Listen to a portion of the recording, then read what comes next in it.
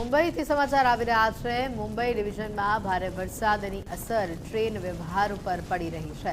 ભારે વરસાદના કારણે મુંબઈ જતી ટ્રેનો પર અસર થઈ રહી છે। નવસારી મરોલી સેક્શનમાં જળ ભરાવાથી અનેક ટ્રેનો રદ કરવાની નોબત આવી છે।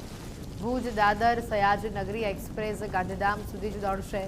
ગાંધીધામથી દાદર વચ્ચેની ટ્રેન સેવા રદ કરાઈ છે।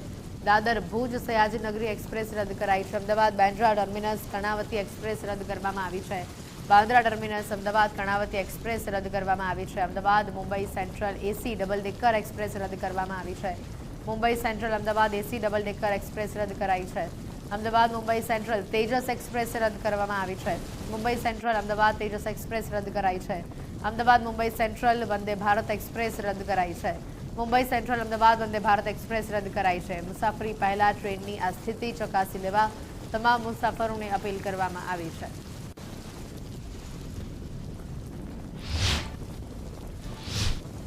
દેશમાં ભારે વરસાદના પગલે હવાઈ મુસાફરીને અસર થઈ રહી છે। મહારાષ્ટ્ર બેંગ્લોર ચેન્નઈ દિલ્હી જતી ફ્લાઇટને અસર થઈ રહી છે।